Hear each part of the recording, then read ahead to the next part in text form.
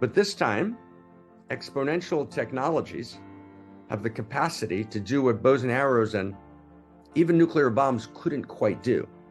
We now have 13 or 14 vectors of metacrisis that have the capacity to actually destroy humanity or to destroy our humanity.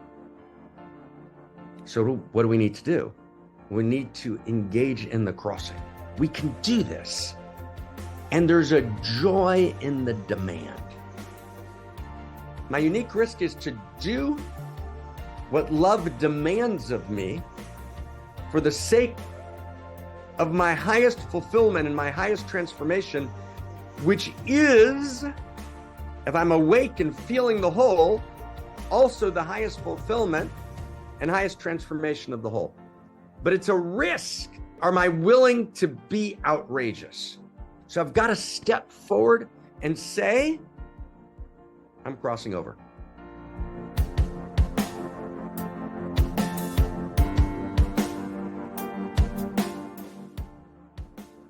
So that's where we are. We're in One Mountain, Many Paths. We're at this moment of metacrisis. We hear her voice moving through us. We feel charism moving through us. And charism is the charism of the community, which has come together in intimate communion, a transpersonal community, honoring the irreducible dignity and autonomy and power of all of its constituents, all of its players, and yet having a shared purpose, not being lost in a kind of separate self community, which becomes a kind of leveling of differences and which becomes, a forum for egoic grandstanding. No, we're a unique self symphony with the irreducible uniqueness of all of our holy players, with all of our holy instruments, and yet we're looking at a shared direction. We're going somewhere. Where are we going? We're trying to respond to the metacrisis. We're trying to respond to the metacrisis, and we're trying to articulate in response to the metacrisis, right, a new language of value, a universal grammar of value, which is the ground of a new story of value that has the capacity to respond to the metacrisis. And we understand that at this moment, at this juncture, we're faced with a kind of ultimate choice. And that ultimate choice moment is a love or die moment. It's a love or die moment. The next several decades are a love or die moment. And we're talking about existential and catastrophic risk, which is the potential death of humanity or the potential death of our humanity. Or we actually love this moment open, right, into the fullness of its possibility and generate a new story of value from which we create a new reality. Now, in several of our conversations, we've focused on really the details of the metacrisis, which is extremely important to actually understand, right? The relationship between population, fossil fuels, and climate change, and methane gas under the tundra, and the gap between have and have-nots, and, money that's ungrounded from a universal objective standard of material value, the collapse of value, right? We've talked about, I'm not going to go into now, that's not generally, though, what we're going to do in every week of One Mountain. We're going to actually try and look at what is the new story of value that allows us to engage, to approach, to transfigure, to transform in such a way that we can actually effectively engage the metacrisis. Okay, does that make sense, everyone? Does everyone kind of get where we are? That's what we're doing here, right? In other words, One Mountain, Many Paths experiences itself, not in a grandiose way, in a humble way, but in an audacious way, right? We are the heart of a revolution, and it's a revolution in human understanding. It's a revolution in self-understanding. And that revolution is an integral part of the movement of science, the exterior sciences and the interior sciences, which are integrally related, which is a constant series of movements, of evolutions, of revolutions in self-understanding, both of the I and of the we. And those emergences of ever deeper self-understandings are actually the movement of evolution itself. That's what the evolution of consciousness is, which is the evolution of love.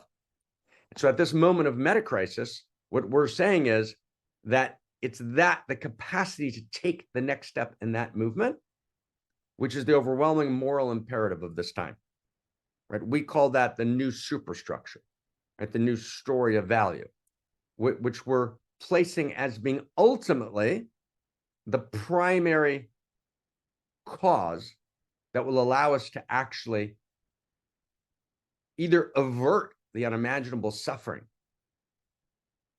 that the metacrisis in full-blown form will be, both the suffering to the present, the failure of the past to fulfill its destiny, and the stillborn future of trillions of lives. And so we take this enormously seriously, but it doesn't move us into a doomer stance, and it doesn't move us into a stance of denial. Rather, we view this as the place where we can actually articulate this new story, and that new story actually changes the vector of history, as new stories of value have always been the singular force that changes the vector of history. It's so good to be here. It's so good to be here. Like, thank you. Thank you, everyone, for just showing up, right, in a big way. It's so good to be here. So, question one.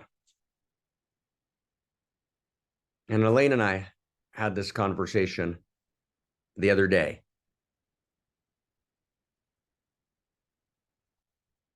And I've taken contradictory positions on this, but the contradiction is at its core a paradox. Opposites are often joined at the hip. Is our intention in articulating this new story of value, is it in order to avert the metacrisis? Or is it for the day after? Okay? Is it in order to avert the metacrisis? In other words, if we tell this new story of value, we can actually generate the structures of consciousness, which in turn generate the structures of economics and the structures of governance, which will allow the metacrisis to be averted? Or is there a kind of inevitability, the kind that is well documented in the doomer literature? And the doomer literature is an enormously intelligent literature. Just read one book, Overshoot, is a good place to start. You can read how Joanna Macy became a doomer.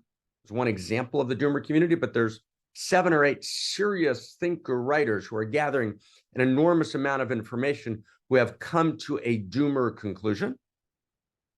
I think that conclusion is wrong, but it's a very, very well-reasoned and intelligent conclusion, which is hard to argue based just on the material information and the state of where the vectors of the world are pointing today, right? And to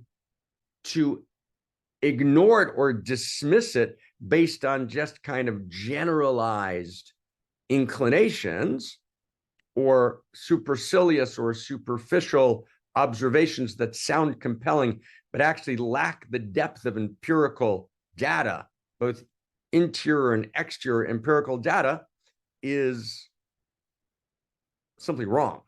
It's a terrible mistake. So I want to just understand that there is a real position that says that there's inevitability. I don't think that position's true. And I think that there is a genuine possibility to actually evolve, to move from what we call Homo sapien, the old human, to Homo Amor, the new human and the new humanity, which is not a blissful idealism. It's not unrealistic. It's actually the nature of reality. It is the natural evolutionary movement is for matter, the first Big Bang, to triumph after all of its stages in life, for life to triumph after all of its evolutionary stages in the depth of the human self-reflective mind. And then the human self-reflective mind, which is the third Big Bang, right?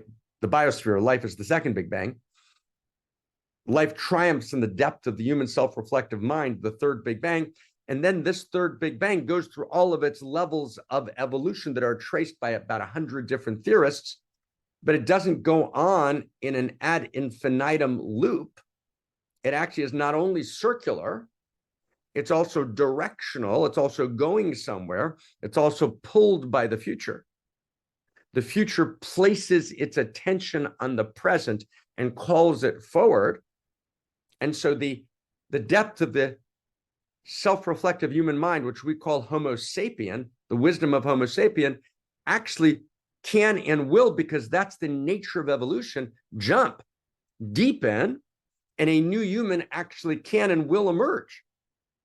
That is the radical hope of the memory of the future. That's a genuine reality, and it's a genuine possibility. But it's not an inevitability, at least it's not an inevitability in time, meaning that it will happen in time, just like the doomer position is not an inevitability. But it's a genuine possibility. It's real. And on some days, my friend Elena, I'm convinced that that's a genuine possibility. Then on other days, my mood shifts, and I've gathered an enormous amount of empirical data that points in a different direction. And on those other days, I think, we're preparing for the day after. We're writing, and the day after, I don't mean the day after in a kind of formal, precise way. I mean, after the systems have either broken down, or we've had a near extinction event and we need to rebuild, or there's been a death of our humanity and we need a rebellion and we need to actually reclaim our humanity at the next level. Whatever the day after looks like, we need the codes of the future. We need the sutras of the future. We need the new story of value, right, that can hold us in the future. And that we're writing these codes for the day after. Now, of course, that shouldn't be a sharp dichotomy. Does everyone get that? That shouldn't be a sharp dichotomy. It's both. And of course, mood matters, right? And actually part of what we're doing is changing the mood of the future. And we change the mood of the future by changing our own mood, and we change our mood. And Heidegger wasn't wrong when he said mood is the fundamental constituent of reality. We change our mood by changing the way love moves in us, by changing our vision of reality, by changing the story from within which we generate consciousness. I remember years ago working with someone who was extremely depressed, and we finally explicated kind of what's the story that you're living within. And I said to him, if I lived within that story, I'd be much more depressed than you are. Right? What's the story? What's the framework? What's the story of value? What's the grammar of value that forms my sentences and shapes my mood? And so they're both true. And that's number one. Does everyone get that and why that's important to say? Those are both true. We both hold the knowing that the same evolutionary impulse that incepted reality moves through us right now. And that just like we didn't stop at carbon, and evolution moved and transmuted, and the force of she and the force of Eros and the force of value coded in cosmos sought its deeper and higher fulfillments. And those forces live in us. We are the evolutionary impulse in person. We are value coded in us, as us, and through us in person. We are the possibility of evolution. That's absolutely true. And that we can do this. Let's go. Right? Let's go. We can do this. Right? We are the evolution of love. We actually can be that Da Vinci force in this time between worlds and time between stories and create a better world. And it's not inevitable. And it's not a Pollyannish given, just like the doomer position, right, is not a doomer given. And it depends on us. And it depends on us willing to go all the way, right? And to stand all the way and to be Homo Amor all the way. And this is absolutely worth doing. It's the most worthwhile thing we could possibly do. Even if we knew we would fail at averting the meta crisis, I would do the exact same thing. We would write a great library. We would download it into the source code of consciousness and culture. You know, we just put up a, let's give you an example, and maybe someone can put a link in the chat box. We just put up a little movie. And I want to thank Mati and Peter, Omid, Claire, who ran the project, Shati, who kind of hosted the filming of it, and so many people who worked on it in so many different ways. We literally just put it up, and like, wow, right? Like, oh my God, right? And so lots of people said to me, well, we should have made it shorter, right? Just a little, right? We should have made it shorter, like 7 minutes, and it could have gone more viral, right? And I think 12,000 people watched in the first couple of days, but we could have gotten, no, that's not our point. Our point's not a quick viral clip. Our point is to actually download a deep telling of the story in the source code of culture, so that actually people who want to go deep in and actually become part of the new story, to actually become, right, a unique, individuated, irreducibly gorgeous expression of the one love, can actually hear the whole thing, and it's 97 minutes, right? That's like, why are you making things that are 97 minutes? You're supposed to be making 5-minute viral clips. Fuck that. I apologize. Sorry, I just broke my rule. So apologize, Oriana. Sorry about that. But you get it? Okay. Oriana and I have a rule that we kind of have sacred speech in One Mountain. So, but everyone get that? It's a big deal. It's a big deal. I want you to really, really get this, okay? We want to download a great library, right? A great library which source codes the future. Does everyone get that? Like, wow. Like, wow. So,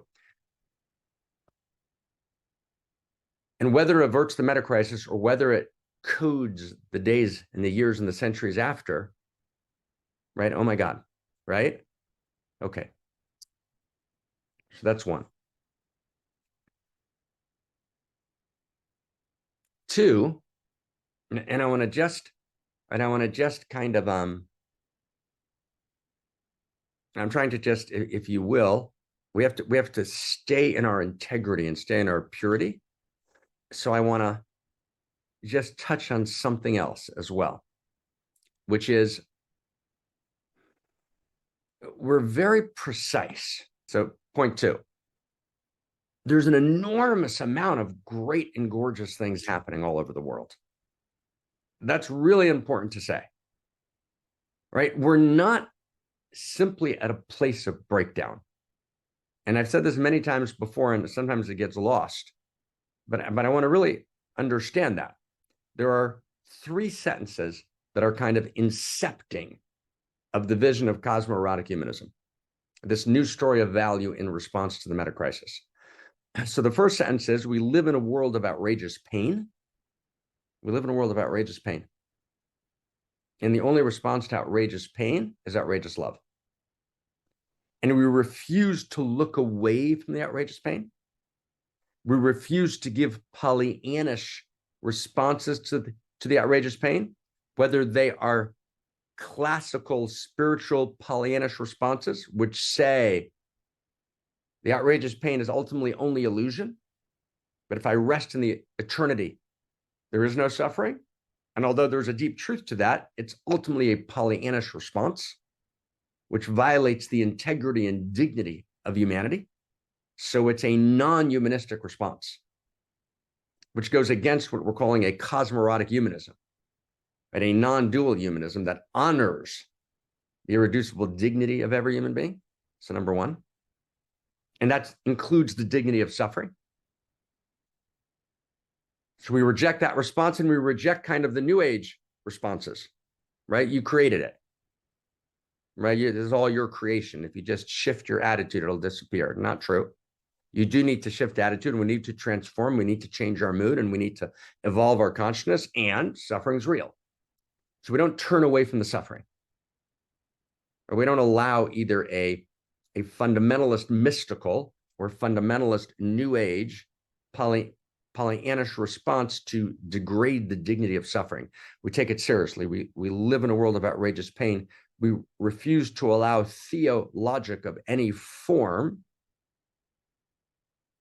to allow us to look away from that suffering. 1. 2, the only response to outrageous pain is outrageous love, right? And outrageous love is not ordinary love. It's not love as a social construction. It's the force of Eros that moves through reality, right? It's not mere human sentiment. It's the heart of existence itself. And that force of Eros, right, that moves through reality is not just Eros, it's Eros value. It's Eros value. There's no split between Eros and value. We've coined a new term. We call it Eros value, right? Eros value. Value, right? And value is valentia, right, in Latin. Valentia means worth. And the word valid, I validate. I mean, we're worthy. Valor, the hero aligns with value in reality. Or valence, right? Valence, right? The valence of an atom, which is the combinatory power, right? The movement of Eros of the atom, right? The movement to combine elements into something new, right? Covalence, right? The shared electrons, right? Between atoms. So the valence is the Eros of reality, which is the movement towards greater wholes, towards deeper contact in greater wholes. So value is the valence of reality, right? Value is and the valence is the poetry of reality, but it's the poetry of the sciences. It's the nature of reality itself. So there's an Eros value in reality, and there's an Eros valence in reality, which moves towards ever deeper gorgeousness, ever deeper goodness, truth, and beauty. And that has not stopped. So it's not just we live in a world of outrageous pain and the only response is outrageous love. We live in a world of outrageous beauty. And by beauty, I mean not just aesthetic beauty, although aesthetic beauty is a form of reality that reminds us of reality's goodness. I look at the depth of aesthetic beauty, the depth of the color blue. And I see, wow, I feel reality embracing me with the aesthetic pleasure of a color. And all forms of aesthetic pleasure in their depth remind us of the sanity of reality. But the third sense, we live in a world of outrageous beauty, right? So by beauty, I mean, right, the way the interior sciences of Hebrew wisdom use beauty, that which embraces all value. Beauty is the place where all contradictions of value become paradoxes, and they all have a place. It's how Whitehead says the ultimate appetite of the universe is for ultimate beauty. So he's speaking in a way that's similar to the interior sciences of the wisdom of Solomon, right? The universe moves towards more beauty, which is more value, and that's happening all over the place. I just want to understand that, right? The world is filled with outrageous beauty, and technology is filled with outrageous potential, right, for new potency. And the planetary stack could come alive, what Benjamin Bratton describes as the planetary stack, the technologically wired reality that we all live inside of. We're actually encircling, right, the planet in a kind of temple. And it will it be a temple of Solomon, or will it be a temple of doom? Is what we mean when we say that we're poised between utopia and dystopia. But we're literally in a planetary stack, right? We're inside of that planetary stack. Now, so it means we're not just poised before dystopia, we're poised before potential utopia. However, and this is the big however, the planetary stack will be animated by the simple first rules that govern it. So the way that technology goes will not be determined by people declaring techno-optimist manifestos, as another friend called Mark did in his techno-optimist manifesto a few months ago, or by people who call themselves effective accelerationists, or who talk about kind of the inevitability of technological progress. That will get us nowhere. You have to look at what are the simple first principles and first values that animate the temple, and is their vector, is where they take us, is their plot line collapse, or is their plot line emergence? Is their plot line catastrophic and existential risk, which is currently the major plot line? And I want to get this. That's currently the major plot line. The major plot line right now, right, based on the simple first principles and first values that govern public culture and private culture in most of the world. Whether it's degraded forms of fundamentalism of the religious kind, or it's degraded forms of reductive materialism of the scientistic kind, the major plot line, and Elena, that's what we meant, right, leads us towards dystopia and breakdown. But it's not that there's not outrageous beauty happening all the time. There is. There are billions of people doing beautiful things. There are mothers holding children and children holding fathers. And there are people working for peace, and there are people taking care of each other, and there are people pouring goodness into each other all the time. And don't allow, right, a legacy media governed by win-lose metrics, right? A legacy media, just as an example, take the legacy media of the United States of America. It's 2016. The entire liberal legacy media hates Donald Trump, and yet they elect him because every single individual legacy media company was in the red at the beginning of the 2016 presidential election in the United States. Donald Trump brought in ratings. He was the ultimate clickbait. He put all those companies in the black, so they covered him in an outsized, disproportionate way, which allowed him to get elected. So I want you to get that. So their claimed values were all that Donald Trump is the Antichrist, and yet they elected him because what actually governed their behavior, right, was rivalrous conflict governed by win-lose metrics personally, in terms of each person keeping their own position as a CEO, as a vice president, as a senior executive, and the win-lose metrics of the companies, right, vying for market share with each other, which destroyed their values. But of course, since they didn't believe that value was real anyways, the only value that actually drove them was this rivalrous conflict governed by win-lose metrics, which of course created, right, all that it created, right, in the negative column. Right? It's like, wow, right? Does everyone get that? It's like, it's a big deal. Okay, so we're poised between utopia and dystopia. Does everyone get this? We're poised between utopia and dystopia. However, the way it's going to go is to dystopia unless we change the story of value and we recognize that there actually are plot lines of reality which are not contrived, they're not socially constructed. There's actually intrinsic value in the universe. Value is actually backed by the universe, and therefore we can be heroes. And to be a hero, right, is to align with the value of the universe. Okay, let's go slow now. Let's go slow. Okay, that's a big. So let me check in the chat box. How are we doing? How are we doing? Everyone tracking here? Who's tracking? Just give me a track. Who's tracking? Give me a yes if you're tracking. Okay. So we're trying to kind of orient where we are. What is, right, to really understand where we are and who we are and what are we doing, right? So we understand, are we for the day after, or are we trying to avert the meta crisis? That was question one. And then question two, or inquiry two, we said, let's bring back online our three statements. We live in a world of outrageous pain. The only response to outrageous pain is outrageous love. But then part two, we live in a world of outrageous beauty. And the only response to outrageous beauty is outrageous love. Okay, that's part two. Okay? And that leads us to part three, which we've already expressed, which we've articulated. Outrageous beauty is happening all the time. Right? We're not in a place of breakdown. We're a place of radical emergence and breakthroughs of all sorts and all kinds all over the place. And part of social synergy is to actually be able to connect that which is already working, that which is already broken through. And we need to create new modalities of social synergy. And this was one of Barbara's dreams, my beloved wholemate, evolutionary wholemate, Barbara Marx Hubbard.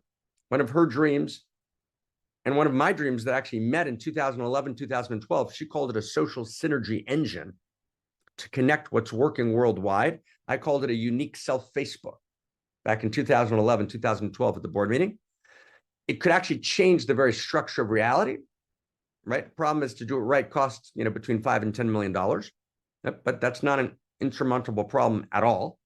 But we actually create a social synergy engine in which we actually generate relationship between the different sectors of co-creation. Barbara created what she called the wheel of co-creation.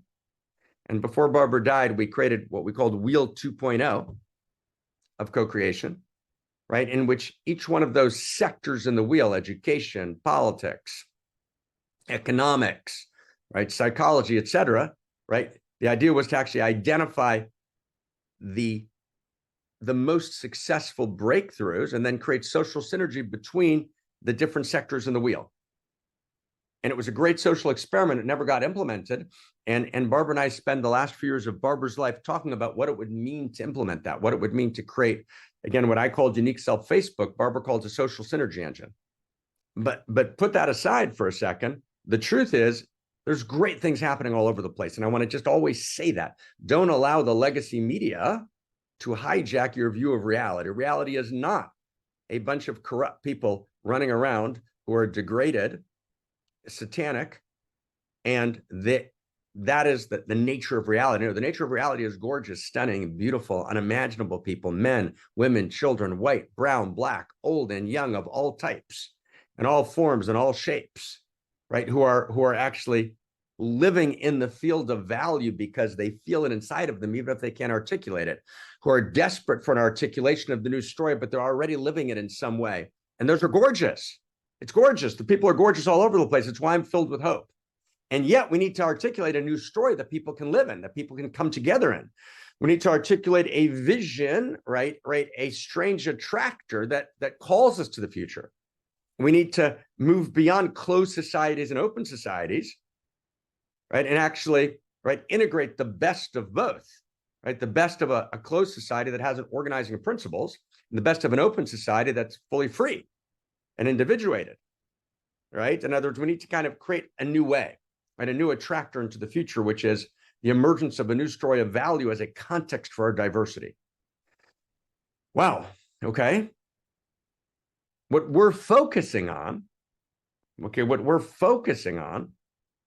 is the creation of a shared story of value, because that drives everything else.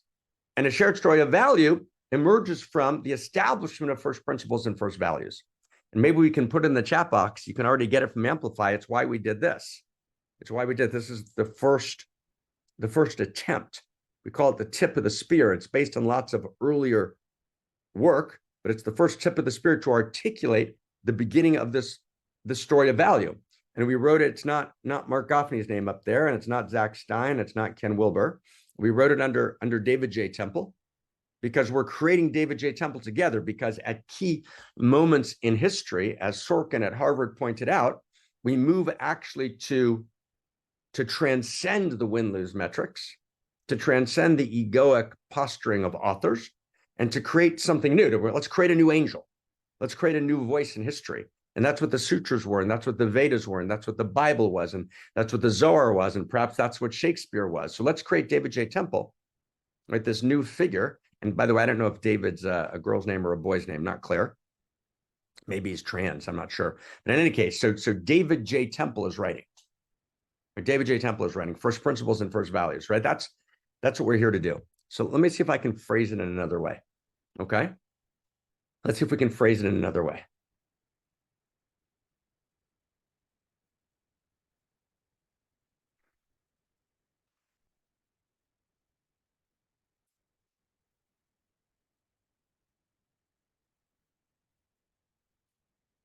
We need to respond to crisis by crossing.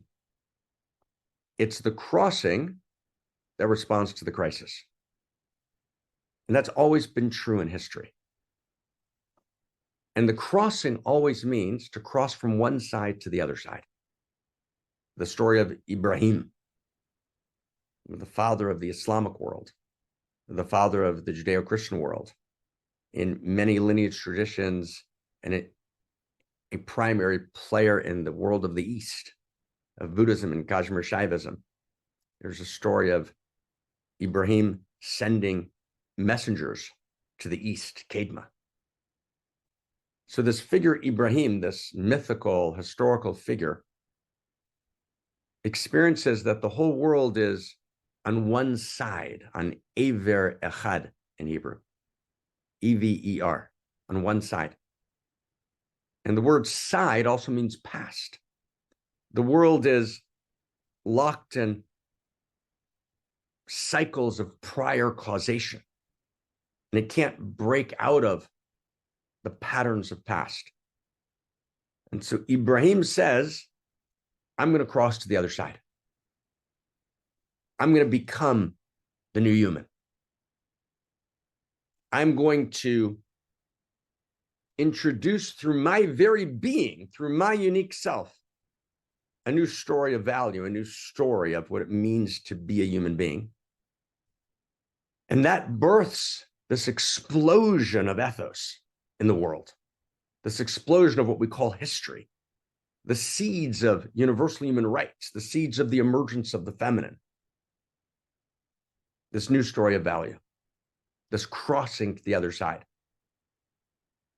But the great artists of the Renaissance and the artists and the scientists always need to be together, right? You need both Eugene and Elena, right? You need the scientist and the artist to be together. They're inter-included with each other. They're both scientists and artists. The scientists and the artists that come together in the Renaissance at that time between worlds and that time between stories, as the pandemics destroyed Europe, as the old order was breaking down, as unimaginable suffering with no known cause was plaguing bodies and hearts and destroying the fabric of much of civilized humanity. Da Vinci and Marcello Ficino and others, artists and scientists, again come together and they tell a new story of value. They cross to the other side. They go from crisis to crossing. And their success in telling a new story of value births the plot lines of value, which, to the extent they were accurate, birthed the dignities of modernity. To the extent that the plot lines were corrupted, missed essential dimensions, they birthed the disasters of modernity and brought us to the metacrisis. And now we are again at this time between worlds and time between stories, but this time, exponential technologies have the capacity to do what bows and arrows and even nuclear bombs couldn't quite do. We now have 13 or 14 vectors of metacrisis that have the capacity to actually destroy humanity or to destroy our humanity. So what do we need to do? We need to engage in the crossing. We need to cross to the other side. We need to not look away. We don't need another meditation event or another psychology event, although those all have enormous value and they have their place. So we do need them in terms of their right place in the architecture of reality. But we don't need them to respond to the metacrisis. They won't respond to the metacrisis. We need actually to articulate literally a new blueprint, a new story of value, the next level of human evolution, which is what reality always does. It's the most realistic thing to do. We need at this moment to cross to the other side, to move from crisis to crossing, from Homo sapien to Homo Amor, to actually become the new human and become the new humanity. That is the invitation of this moment in time. It's the most electrifying, that which causes the most trembling, the most celebratory, filled with quaking terror, and yet depths of joy and artistic, creative eros and possibility, filled with the possibility of possibility.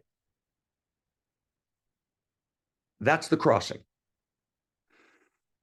So we've created an event in Europe called The Crossing, which is different than our mystery school. The Crossing is an expression of this new story of value that I've been working to articulate for the last 30 years, and I've invited many wondrous, gorgeous people to participate in those conversations, and I've drawn from many conversations and many people around the world. And One Mountain, Many Paths, founded with Barbara Marx Hubbard, the Center for World Philosophy and Religion for Integral Wisdom, founded with Ken Wilber and Sally Kempton, and the Great Library, which is co-emerging with Zach Stein. And all of us, every single person who's taken a critical and crucial role, and there's dozens of names that I could mention. And at a certain point, I called my dear friend James, who came to study this teaching, this Dharma, in 2015, and was with us for, I think, 5, 6, 7 festivals, and dived deeply and read deeply. And James is a facilitator, an excellent facilitator. So I called him and invited him to join me in acting this crossing, to bring his skill of facilitation and his skill of calling together in Europe. And so James has stepped in as a partner, right, on the facilitative and operational, right, and convening dimension. And I'm holding the story of value, the Dharma, if you will, right? This vision that we've been in for all these years. And we're coming together, emerging out of 10 years of mystery schools held by Shad, and then Shad and Claire. We're coming together to enact this crossing.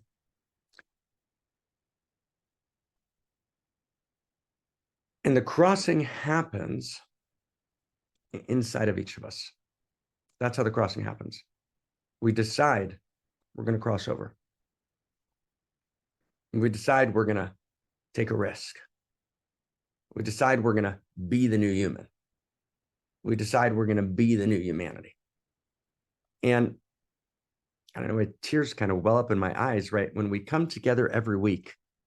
Last week, we did an entirely new topic in the Dharma. We did attention. We're going to come back to attention.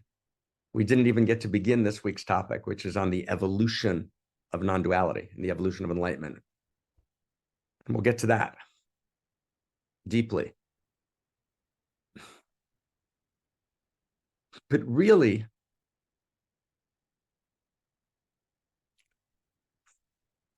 we come together every week to be in intimate communion with each other. Right? That's why we come together. We come together to hold hands. We come together to practice.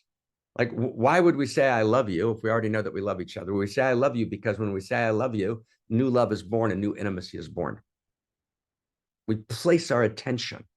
We come together to place our attention on the evolution of consciousness, which is the evolution of love.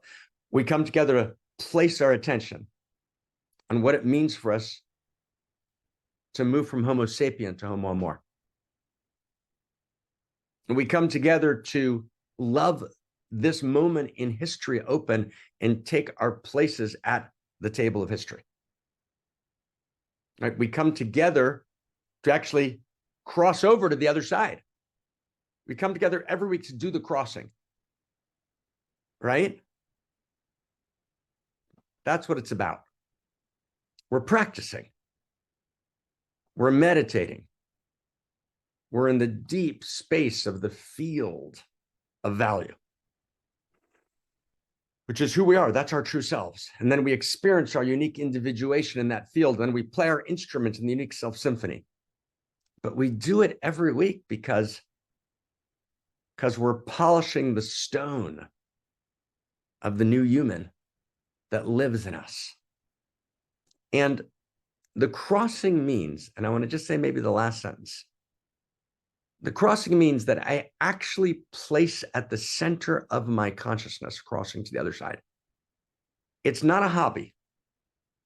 It's not something I do once a week for an hour and give another couple hours and give a little resource to, and then, but basically I'm living my life. That's Homo sapien. That's Homo sapien with a hobby, which is great. But to be Homo Amor means I'm actually willing to take the unique risk, right, to step up as the new human, as the new humanity. Now, I'll share with you something. A colleague of mine wrote something like, a bunch of points about the meta crisis. And, his first point is, we could, but we're not going to. I want you to get this. We could, but we're not going to. And he writes, could we invent our way into abundance? Right, I'll read it to you. Could we heal our planet, feed the world? Could we usher in the next chapter of a joyful human renaissance? Could we invent our way into abundance, govern ourselves to peace and equity? Could we not just maintain, but even increase our prosperity and standard of living for 10 billion souls on this earth? Yeah, we could. It's a major lift, but not impossible. But we're not going to. So why? So what he basically says is that we're just not going to change. There's no motivational architecture to change. But that's not exactly right. It's exactly wrong. There is a motivational architecture to change. There is a motivational architecture to the crossing. And that motivational architecture is the erotic motive of the cosmos itself. It is the Eros value of reality. It is the valences of cosmos moving towards, oh my God, the evolution of consciousness, which is the evolution of love, which is the evolution of value, intrinsic value at the very center. It's the ability to actually take a stand, to make distinctions, and to actually know that Eros value lives in me and it calls me forward, and that I shouldn't spend my whole life reorganizing the memories of my past. Yes, we need to recover our past memories and stabilize and actually allow ourselves to find our ways through the traumas of yesterday. But that won't take us home, and I won't even be able to find my way through the recovered traumas of yesterday, through the memories of yesterday, unless I'm actually pulled forward by a memory of the future in which I am in the unique eros of my life, giving my unique gift, taking my unique risk, and going all the way in this lifetime. If you want to know how to deal with the fear of death, you can't deal with the fear of death just by making it benign and sweet and nice and lovely and even exhilarating and ecstatic now. Those are all beautiful things to do, and they should be done. But you deal with the fear of death by living life to its absolute fullest now. And to live life to its absolute fullest now is not about the bucket list movie, with all due respect. It's not about the bucket list movie. It's not about your bucket list, right? In the sense of the bucket list of the separate self. My bucket list is, what are the 10 unique risks on my bucket list that I need to take with my time, with my heart, with my money, with my creativity, with my attention, with my eros, with my intimacy, with my forgiveness, with my discernment, with my effort, with my commitment, with my steadiness, right? Like, wow. Wow. Wow. Right? Wow. Unique risk means not to be foolhardy, but unique risk means I move from Homo sapien to Homo Amor. The reason I'm hopeful is because I believe in people. And sometimes the reason my mood changes, I'm sometimes devastated by people not being who they should be. Right? And sometimes I'm devastated by myself. Why am I not trying harder? Why am I not working harder? Why am I not more focused? Why am I not placing more attention? Right? But it's in joy, it's in celebration. We can do this. And there's a joy in the demand. It's not an anxiety demand. It's not anxiety. It's not like, oh my God, here's another schoolmaster. Here's another reprimand, right? Here's another controller from the outside. No, none of that. My unique risk is to do what love demands of me for the sake of my highest fulfillment and my highest transformation, which is, if I'm awake and feeling the whole, also the highest fulfillment and highest transformation of the whole. But it's a risk. It's a risk. It's got to be outrageous, right? Am I willing to be outrageous? Outrageous. You got to be outrageous. Right? We live in a world of outrageous pain. So the response to outrageous pain is outrageous love. We live in a world of outrageous beauty, right? The only response to outrageous beauty is outrageous love. So I've got to step forward and say, I'm crossing over. And I'm not worried if it's going to be unpopular to 3 people. And I'm not worried because I got some critique. What are they going to say about me? I'm going to lead. I'm going to lead. And to be a leader means I'm going to step out in front, right? And I'm going to trust my body. And I'm going to trust Homo Amor emerging in me. I'm going to trust my capacity. I'm going to trust my gift, right? I'm going to trust my irreducible, unique pleasure. And the greatest pleasure is the pleasure of power. And the pleasure of power is not power over, but it's actually the evolutionary impulse, the power of cosmos moving in me that can actually impact and transform. That's the pleasure of power. And we don't think we have power, but we do. When I step up, when I take my unique risk, when I go all the way, and I'm willing to have that clash, sometimes then with this person or that person, with that part of myself, with that split off part of myself, I'm willing to have the hard conversation. I'm willing to actually be unpopular in order to be popular with my own highest self. Right? That's unique risk. Well, that's the crossing. That's to cross over to the other side. The only way to be at the moment of my death in full joy is to know that I've lived all the way, that I've crossed the other side, that I haven't died as Homo sapien. I haven't died as Homo armor, the armored self. I've taken my armor off. My heart is naked. I'm Homo Amor.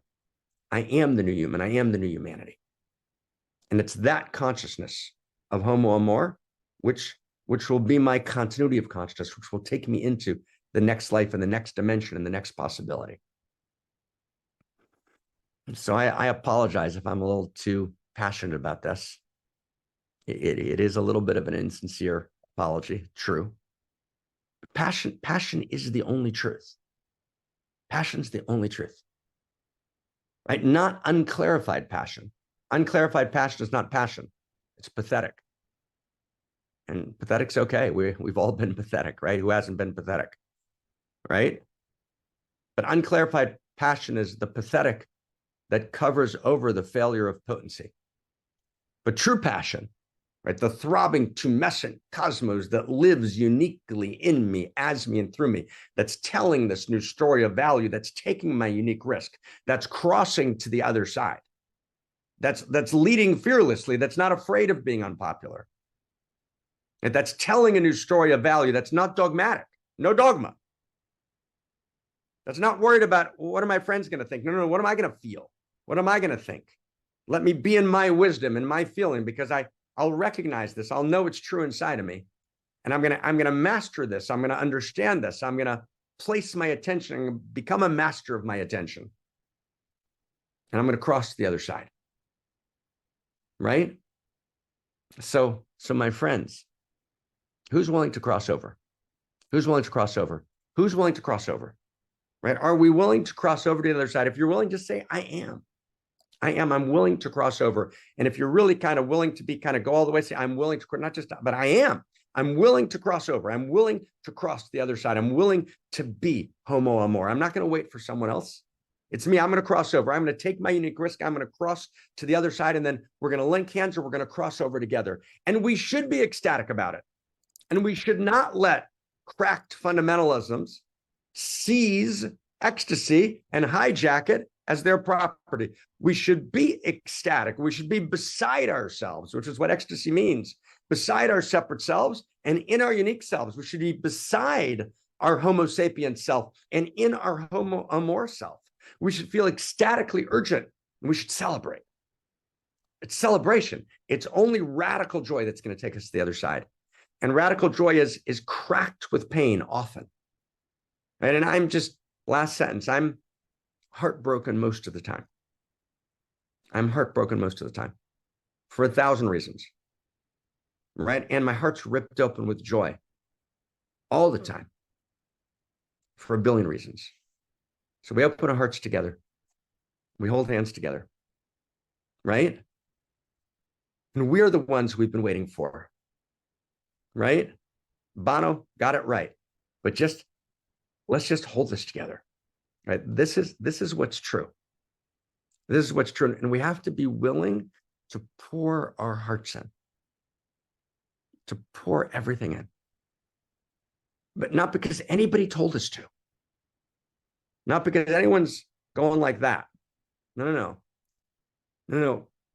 Because it wells up inside of us and it gives us more joy and more pleasure than anything else could possibly give us. Is that crazy? It's the only sanity. I thank you.